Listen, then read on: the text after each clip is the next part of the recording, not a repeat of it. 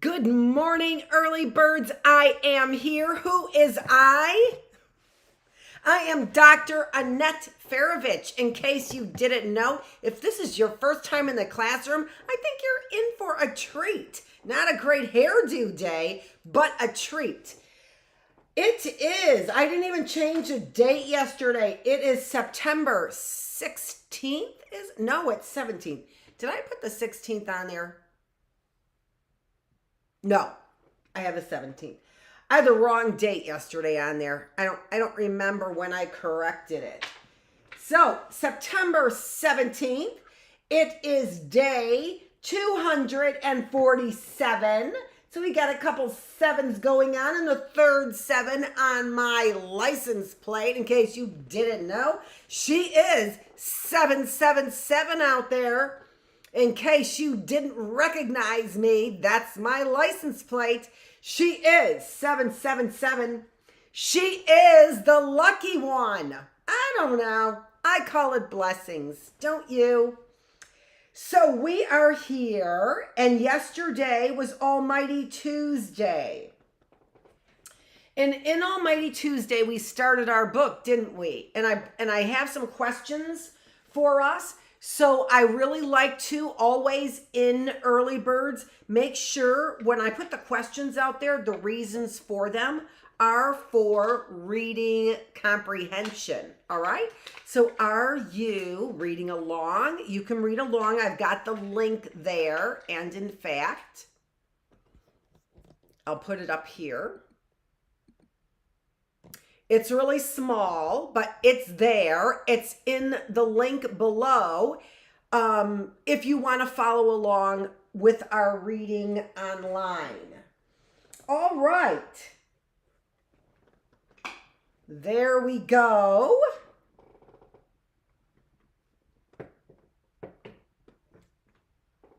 And we're ready to get started. I am getting started with a couple things that came in, and so we are doing a little bit more of our what'd you do on your 4 days off. I ordered a couple things. I don't order a lot online for all kinds of reasons, but mostly security reasons, all kinds of security things, right? But I have been very happy with some of the things. Well, first of all, I'm very happy with eBay.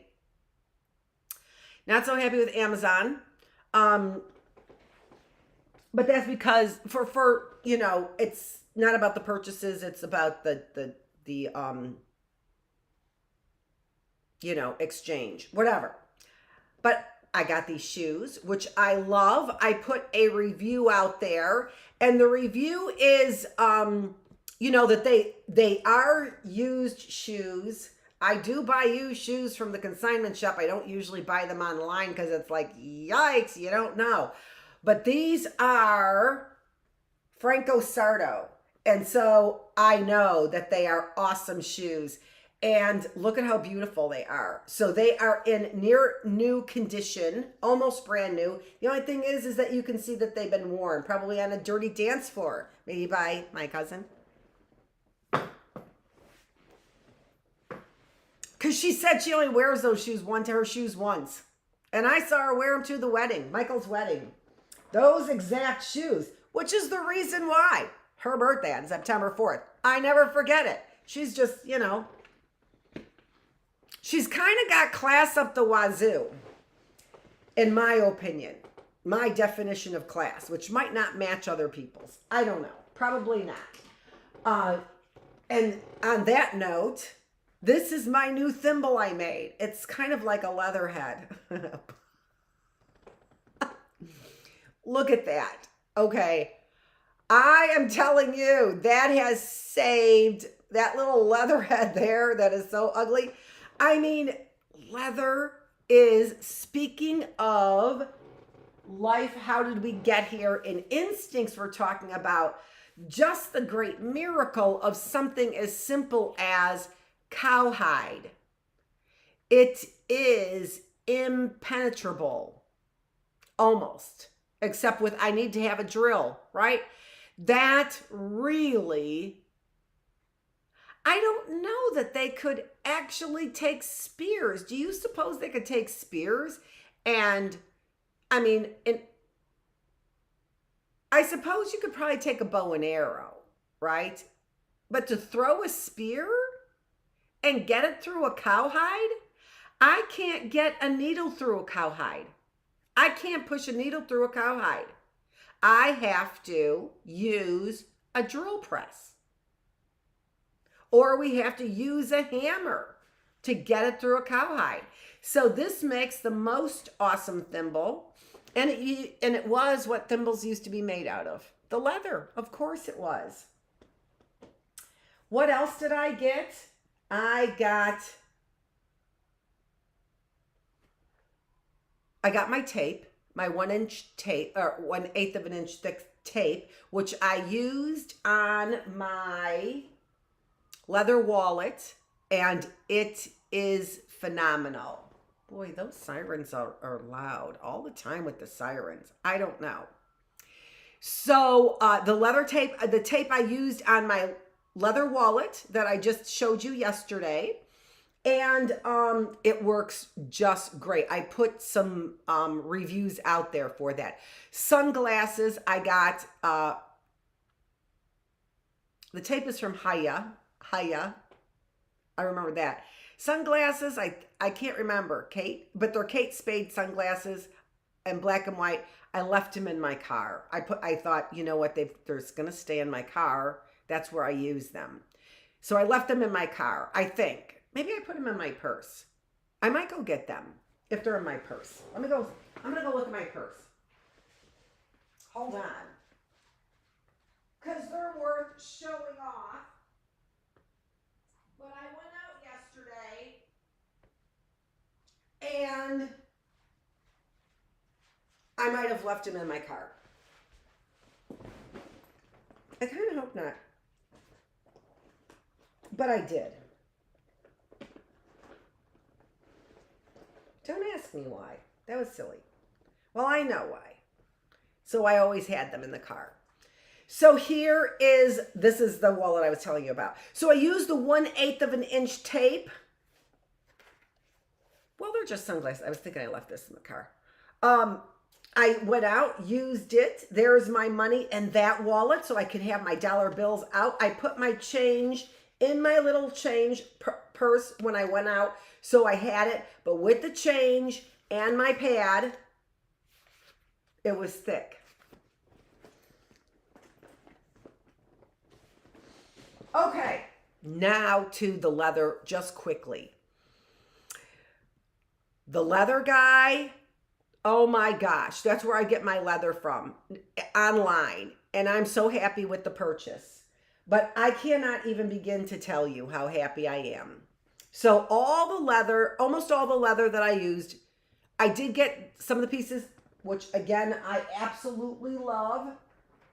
And was for several sheets, like 8 sheets, maybe, yeah, I think like 8 sheets for $7, something like that. And there were 2 of these green pieces in there. I got that from Tandy Leather. They said they discontinued it. I didn't look at it look for it the last time I was there. But I do have 2 packages of it. So that's where I got that beautiful leather. But the leather guy, I got this beautiful leather. And it's just an ugly green. And I know. And the stitching there, everything is just, I can't get over it. I just can't. It's very difficult for me to get over this, how nice I think this is. So as you can see, I'm using it. I put my wallet in there, or my license in there. I've got my cash in there. And the only thing is if I take out if you are a person who doesn't want the notepad in there, you can certainly put your phone and change in there and make this your only wallet that you need. I know. Okay. So that's where I got that leather from, inside this beautiful leather. But this red leather I got from Tandy. Oh, I'm going to show you something else too.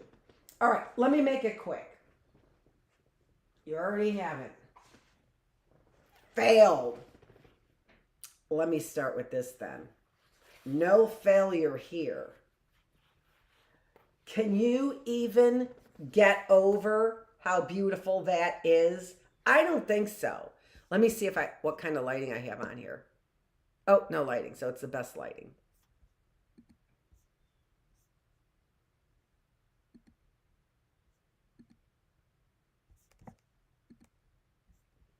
That doesn't make it look better. Maybe it does. No, it doesn't. Because this color is so, like, it just screams. This, I can't actually get it to scream for you, but it was screaming when I opened it. And it wasn't because of the scissors I used. That is, I thought I deleted the pink. I deleted one pink. I didn't realize I purchased this a much better value than the other pink I had on there. I wanted to make some pink wallets or some pink makeup cases is what I want to make. Pink overnight bag, little overnight bag makeup case, something like that. I haven't fully decided, so that's going to be a little while. I wanted to make sure I had some pink accessories. This was the only size that it came in.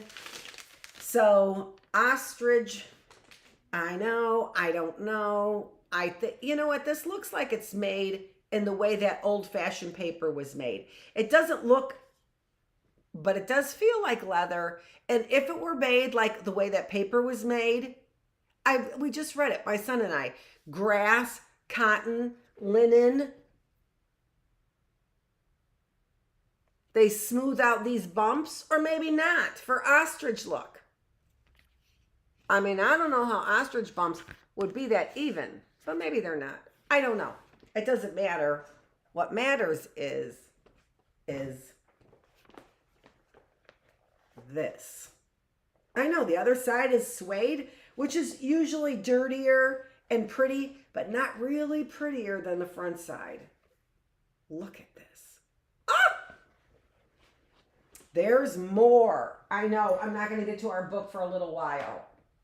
I knew this was going to happen, but there's nothing I can do about it when all this leather came yesterday and it's sitting right here, ready to be talked about. Ready to be shown off. I know I have another piece of orange that I haven't used. I am going to use that on the wallet. I don't think I showed you that color scheme, but I will now. It's not quite this. This new orange is a little bit more, it's got a little bit of rust in it. I love this color. This color is spectacular. It's almost a saffron, a little bit more orange in it. Let me show you something else. Sorry about that, if the butt was in the camera. So here's the other orange I got from the leather guy. That's his online name. I tried to give it a great review, but there was no place to do it. You probably would end up getting, you know, who even knows. So this is the original orange I got from him. It was a great price. It is cut leather. I just love this cut leather. It's so easy to use, but it's really, really bright. It's very difficult for you to see how bright it is. But compared to this one, look at this one has a little bit more yellow in it, a little bit more brown in it. But there's, if you were to look at it together, they're really, really close. Those are the backs of them.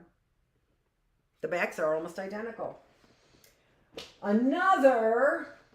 And then the little leather purse I'm going to make is going to be then this color. And I think orange is going to be on the outside and the accent on the inside. I don't know. It's because I want to show off this inside. That's the reason why. And if this is on the outside, I can show off the inside as well. Anyway, let me make it quicker than that. I have 2 more rolls to show you, and these are big rolls. Here is the first one, more orange or tan or bronze. From the Bronze Age, she's into the Bronze Age, that's for sure. Metal working. So here, this is a beautiful sheet. I think it's 18 by 20 is what I think it is. But inside was another one rolled up. And another one rolled up, and another one rolled up. Look at those beautiful, beautiful leathers that I got. Unroll them so we can see them. Okay, there's that orange one, which you could see pretty easily. And then I'll pick them up one at a time and try and keep them in nice order in that nice roll. That sheet of 12 by 12, look at that. Oh my goodness gracious, 12 by 12. Here's another 12 by 12. Not as sagey green as it looked in the picture, but nevertheless, I really like that a lot. It looks grayier. It's not. It's green. That's green. Okay, in case you don't know what green is, don't argue with me. And then this one. Another beautiful, beautiful leather. These, I just think, again, are just beautiful for these covers of these nice wallets. Looking a little bit more traditional in the leather look. Okay, so that's one roll. I said I have 2 rolls. Let me get this rolled back up. I forgot I had the other 2. I thought there was only one more in that. I forgot I had the other 2 there. And then comes the next one, which is the really big roll.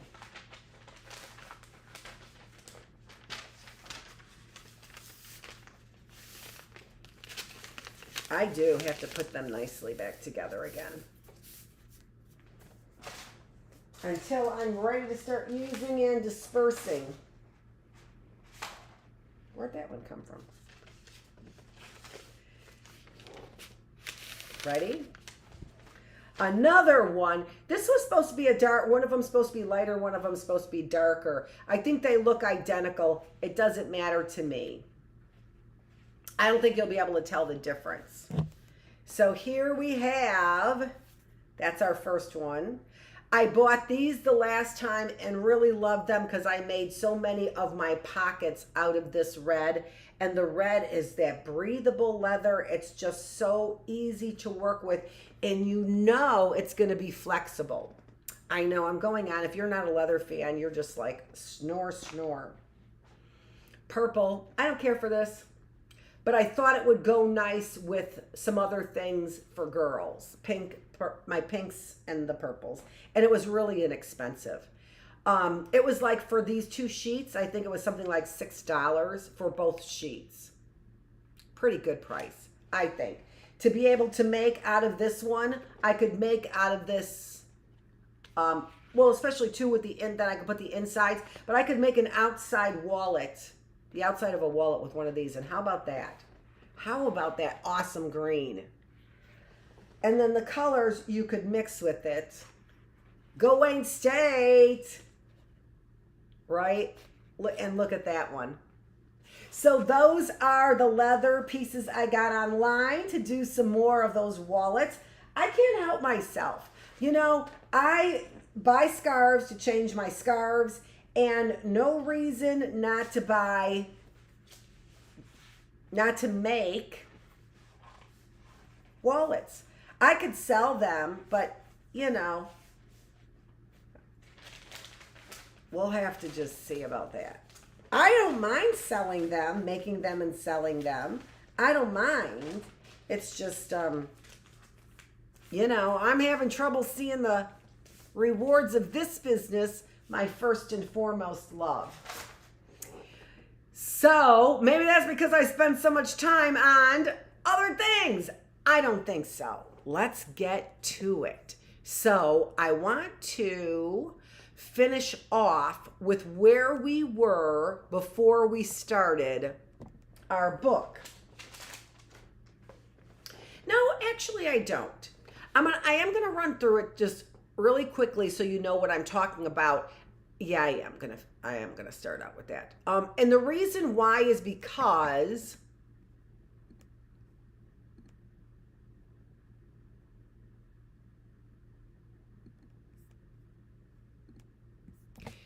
I want you to be thinking about some of these things that we were talking about in our God in Charge series, all right?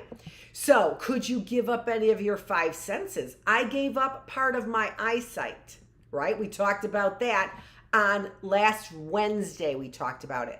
People lost taste from COVID. So, giving up your 5 senses doesn't necessarily mean that God just slashes your 5 senses. He kind of maybe gets you used to sacrifices that you didn't think you could make. People need hearing aids, so they give that up. Babies born with limbs without limbs learn to adapt and are great examples of overcoming obstacles. Could you give up any physical part of your body? Oh, I don't understand why I've got that. I think I wanted to talk about that. Could you give up any part of your mind? People are born with learning deficits every day. We are not all the same. So some of us are smarter. Some of us are more artistic. Some of us are more thinkers, right? But not necessarily verbal. Some of us are more verbal, but we don't think. We also have the same moral values, although we do not always follow them. So we have the same needs. We also have the same moral values, but we don't exercise them in the same ways.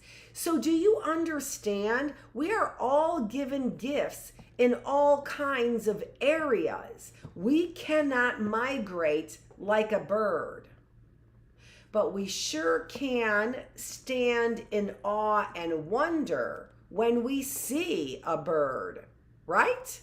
Okay, let's keep her going.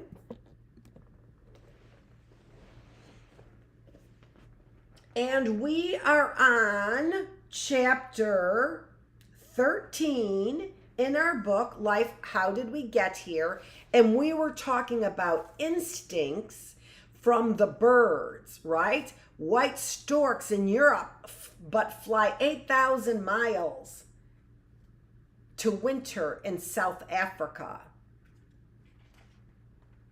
Bristle-thighed curlews, up to 6,000 miles. Whales, 3,200 miles away in 12 and a half days. Homing pigeons, taken 625 miles away, have returned home. Out over the Atlantic Ocean, flying an altitude of up to some 20,000 feet, the warbler heads towards South America, but then turns and goes to Africa beforehand. I mean, right? So we were reading all this yesterday. So here we are, now we're on page 163.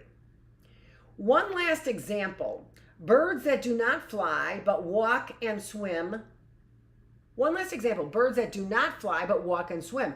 Consider the Adelie penguins. When removed 1,200 miles from their rookeries and released, they quickly oriented themselves and set out in a straight line, not for home rookery from which they were taken, but for the open sea and food. From the sea, they eventually return to the rookery. They spend the almost totally dark winters at sea. But how do penguins stay oriented during the dark winter? No one knows. Now, that's not true, because we do know that birds have sonar, but it's not explaining, and that's what scientists would say. The instinct is that they have a DNA for that food. Thanks. Thanks a lot, scientists. Thanks. We call that instinct. It's kind of what we're talking about. How do birds perform these feats of navigation? Experiments indicate that they may use the sun and the stars. They appear to have internal clocks to compensate for the movement of these heavenly bodies. But what if the sky is overcast? At least some birds have built-in magnetic compasses for use then. But more than a compass direction is needed. They need a map in their heads with both starting and destination points on it. And on the map, the route must be marked, since it is seldom a straight line. But some of this helps, but none of this helps unless they know where they are located on the maps. Science does keep trying to explain this, but they leave out really important parts. Like, how do they know where they are in the map? This is called not perception. It's the word that when your hairs stand up, which begins with a P. Very close to perception. The Manx shearwater had to know where it was when released in Boston to determine the direction to Wales. The homing pigeon had to know where it had been taken before it could ascertain the way to its loft. As late as the Middle Ages, the fact of widespread bird migration was disputed by many, but the Bible spoke of it in the 6th century BC. They use BCE, before Common Era. They don't believe that Jesus Christ is the marking of the period, but I don't know why they wouldn't. But it's fine. I mean, before Common Era also does not necessarily insult other religions with the before Christ. You know what I'm saying? Or after death. And those are not necessarily the right expressions anyway. But I couldn't tell you what they are because they're Latin. My son could.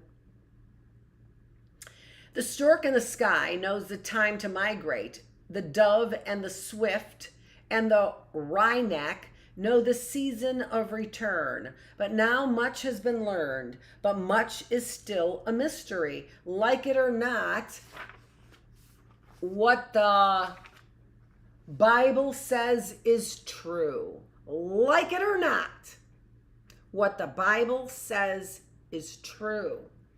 He has given men a sense of time past and future, but no comprehension of God's work from beginning to end.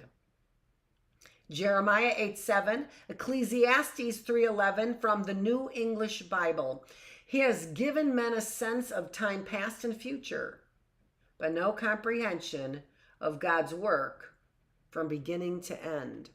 You know, some of the Bibles I really do like. I do like the Amplified Bible. I like that it does give me a theological perspective. I like that it's in parentheses. The Amplified part is in parentheses, so I know what is Bible and what is amplified. The message is amplified. And by the way, the name of the Bible, Amplified Bible, does tell me that. But I do read from the King James Version because it is the most authentic.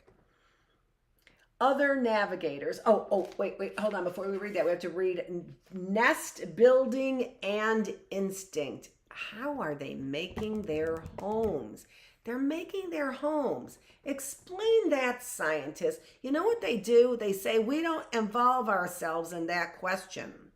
We don't involve ourselves in the question of how old is the earth and how did the earth get here? Or how did that primordial matter get here? We don't involve ourselves in such questions. We just slander God.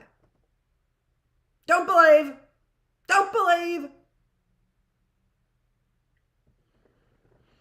There is not the faintest indication, says science writer G.R. Taylor, concerning the genetic machinery that it can hand on a behavioral program of a specific kind, such as the sequence of actions involved in nest building.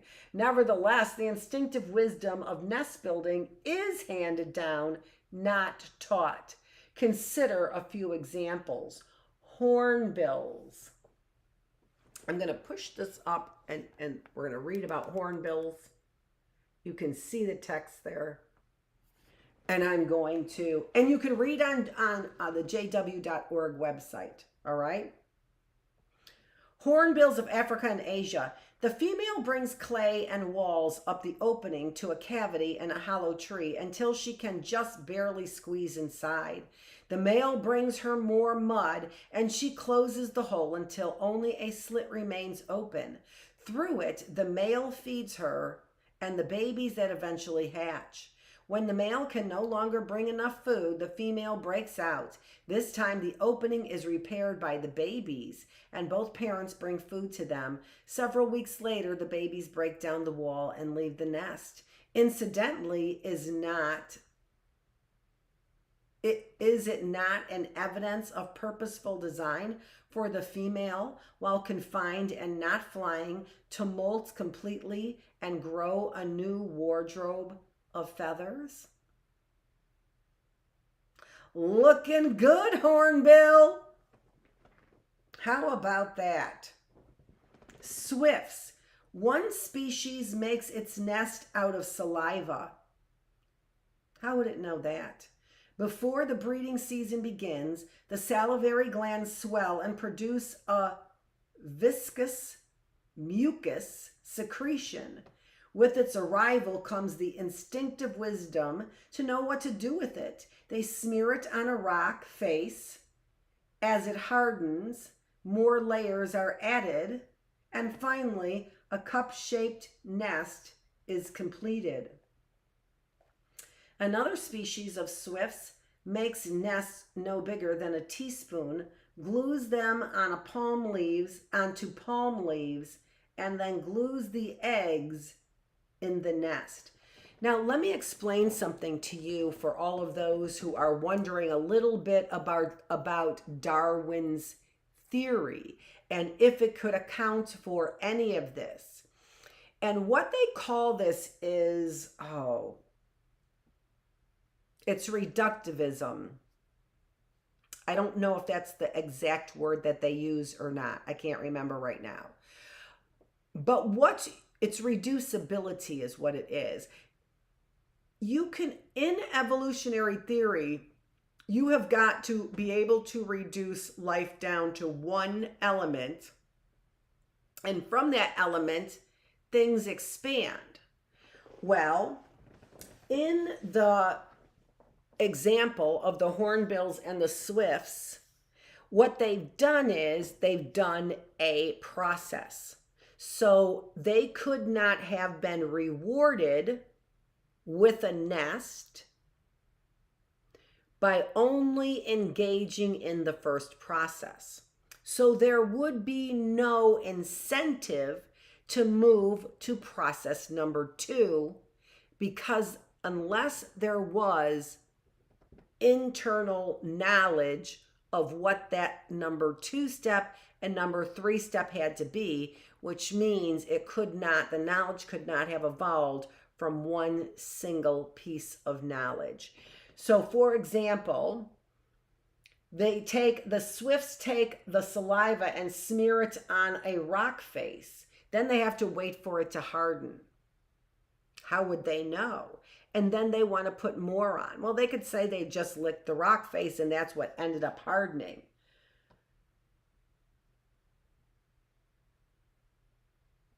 But it hardens and they continue until it has a home. It makes their own home exactly the way that they want their home to be and necessary. And these 2 birds, which are birds, by the way, are making homes out of completely different, quote unquote, evolved mechanisms for birds. 2 entirely different mechanisms for birds. This simply cannot be explained through evolution. Emperor penguins carry built-in nests in the Antarctic winter. The females carry built-in nests. In the Antarctic winter, the female lays an egg and goes off fishing for 2 or 3 months. The male puts the egg on his feet, which are richly supplied with blood vessels made just for their baby, and drapes over it a brood pouch that hangs down from his abdomen. How attractive. I have something like that.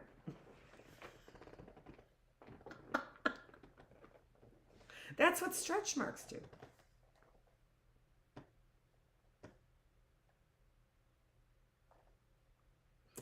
Mother does not forget father and baby. Soon after the egg hatches, the mother returns with the stomach full of food that she regurgitates for them. Then the male goes off to fish while mother puts baby on her feet and drapes her brood pouch over it.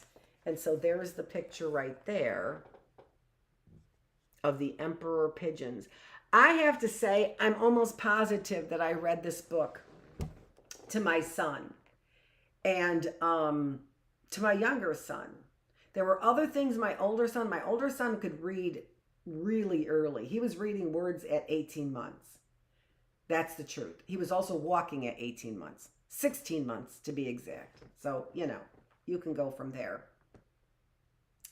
The weaver birds of Africa use grasses and other fibers to make their hanging nests. They instinctively use a variety of weave patterns and various kinds of knots.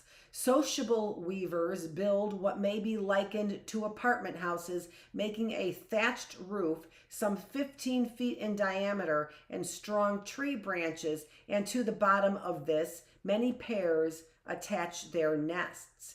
New nests are added until over 100 nests may eventually be sheltered under the one roof.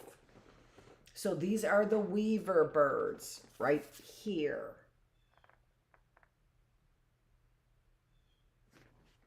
And remember, these are completely evolved systems that are completely different from one another in one species. The tailor bird of southern Asia makes thread from cotton or bark fibers and spider web, splicing short pieces together to make longer lengths. With its beak, it punches holes along the two edges of a large leaf. Then, using its beak as a needle with the thread, it pulls the two edges of the leaf together as we lace up our shoes. Then it comes to the end of the thread. When it comes to the end of the thread, it either knots it to hold it fast or it splices on a new piece and continues sewing. In this way, the tailor bird turns the big leaf into a cup in which it makes the nest. Do you think maybe that's how weavers learned to weave? From observing and watching birds? We might find out in the reading room when we're reading our conversations on common things. This needs to be added, doesn't it? This just unbelievable information. The pendulin tits. Hanging nest becomes almost like felt because it uses piece of downy plant material as well as grasses. Do you suppose that's where downy got its name from? And then they just choose to forget God's teaching, technology, leadership in their production. The basic structure of the nest is made by weaving longer grass fibers back and forth. The bird pushes the ends of the fibers through the mesh with its bill. Then it takes the shorter fibers of downy material and pushes these into the weaving. The process is somewhat like the technique of Oriental carpet weavers. These nests are so strong and soft that they have been used as purses or even as slippers for children. Oh my gosh. And what, I'm sorry, are we doing as we destroy these forests? The evidence of God. The horned coot usually builds its nest on a small flat island. However, where it lives, this type of island is very rare. So the horned coot makes its own island. It picks out an appropriate place on the water and then begins to carry stones there in its beak. The stones are piled up in the water that is about 2 or 3 feet deep until an island is formed. The base may be as much as 13 feet in diameter, and the pile of stones may weigh more than a ton. On this stone island, the horned coot then brings vegetation to build its large nest. Wow. However, where it lives, this type of island is very rare.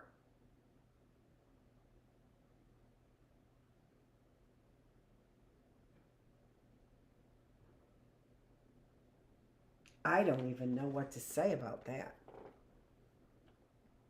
There's the picture. Okay, this is Dr. Annette Feravich. We are going to start then other navigators tomorrow in our God is in Charge. God's in Charge series that we have going on here. I don't do different separate series playlists. I might do that for our self-perception, or no, self.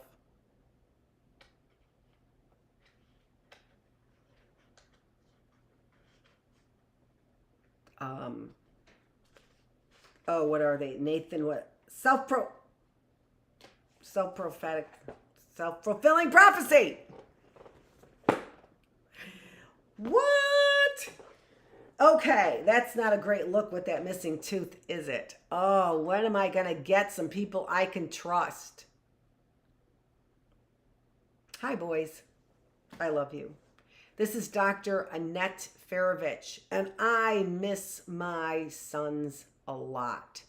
I know that there's a lot of chaos going on, but the chaos really has been self-induced to avoid what the rest of the world knows to be true. And if you ask me, I probably am forestalling what the rest of the world wants to do to the United States of America now that it's out. I'm saving your butts with the classroom as the teacher. Why? Because it's okay to make mistakes as long as we do some, not repatriation, but reparations. As long as we do some reparations, the appropriate reparations. This is Dr. Annette Feravich. Were you thinking about some of those things we were talking about? Were you thinking about some of those things that you think that you might be able to give up? In particular, for what reason? For what reason? To build your nest, to build your home, to build your world. That's what we try and do here in the classroom. Believe it or not, we have lofty goals. And in case you haven't seen it in a while, there they are. I've never shirked away from my, is that the right word? Shrieked, ran, screaming from my goal here. You don't hide from your most important goals. And you know then what they are. This is Dr. Annette Feravich, where I bring to you a healthier mind, a healthier body, and a healthier spirit. It is day 247. Thanks so much for joining me on September 17th in the classroom.